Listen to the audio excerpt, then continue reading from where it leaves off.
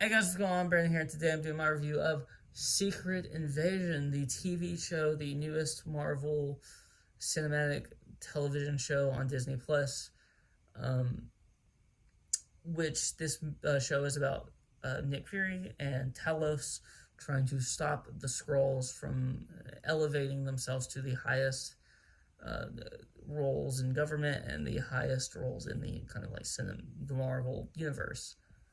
And first of all, before I get to the things I like and dislike about the show, I do want to talk a little bit about the cast, specifically the one and only Samuel L. Jackson, who, if you've ever seen me review anything with Samuel L. Jackson, and I always say the same thing: Samuel L. Jackson is great. Samuel L. Jackson is great in literally everything he's ever done that I've seen. He always gives 100% that I've seen.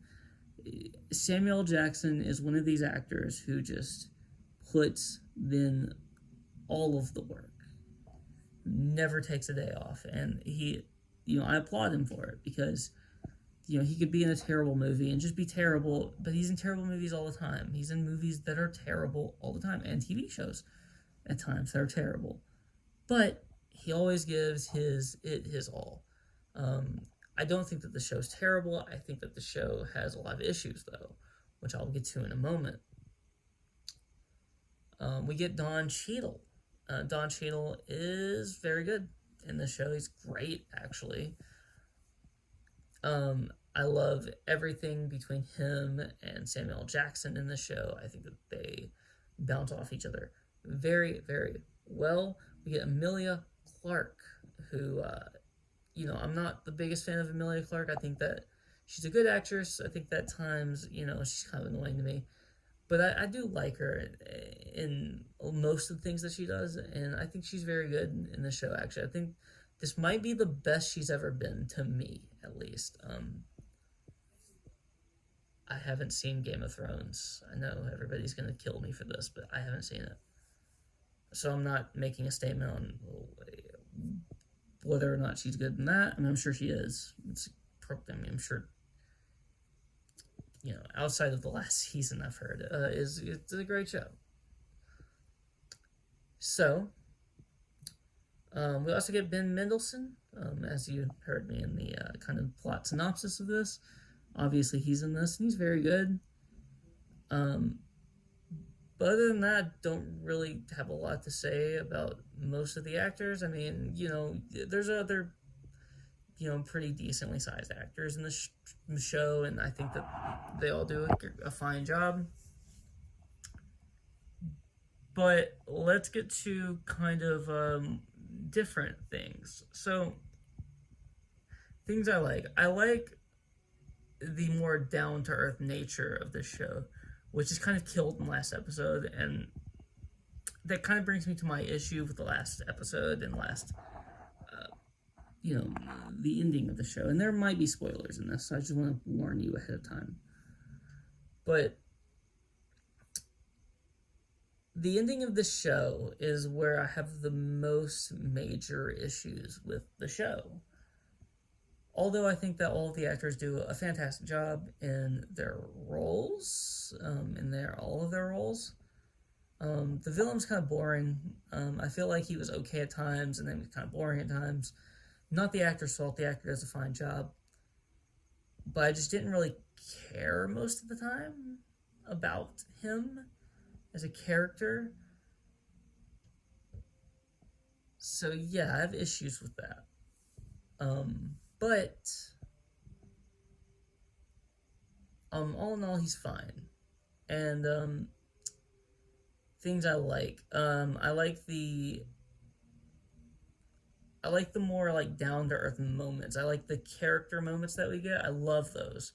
I love the scene between Nick Fury and um, Rhodey in that kind of like restaurant or whatever it was, diner. I forgot where it was exactly, but they have a real that's a real acting moment between Don Cheadle and Samuel L. Jackson, which we don't always get in like a Marvel Cinematic Universe movie, which is really cool that we are able to get in a show.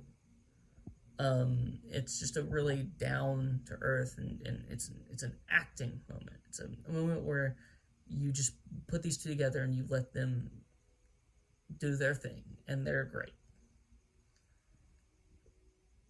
So the Super Scroll, that I know a lot of people have an issue with, I do too, and it's because it kind of took away the more down to earth, you know, secret, kind of like spy kind of show that we were getting before that point.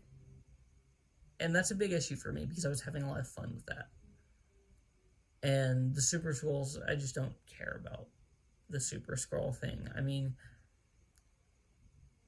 like at the end of the movie, like at the end of the show, yeah, I will spoil it. At the end of the show, they basically reveal that Emilia Clarke's character is basically all of the Avengers. She has the powers of all of the Avengers. So, how does the does does the MCU even matter anymore at this point? Because now they can just call Emilia Clarke anytime when they have a problem and be like, "Oh, fix this for us," because she's Thor, Captain America, Iron Man, or I guess not really Iron Man, but like you know what I mean, like pretty much she's the powers of everybody. Okay, pretty much all of the people that have powers like in them basically. She has all of their powers. She's just unstoppable. She has Thanos' powers. Thanos, who is, you know, even without the glove, he was considered like the most powerful being in the universe. So just think about that. Thor, Thanos, Captain America, all of these, she has all of their powers. All of their powers. Like, you can't do anything now. But anyway, it's just a huge issue with me. It's a huge, huge issue. I'm not going to go through all of the powers she has, but she has basically everyone's powers. So, that's really all to say. I mean, this show is like because of the ending, because of the issues that I have with it. The six is fine. I'm 5.5. I'll just cut in the middle, 5.5. I think that deserves that. There's just so many issues with it, and I'll probably never watch the show again. So that's really all I have to say. If you like this video, please like, comment, subscribe, and you can follow me on Twitter and link in the description below. Peace out.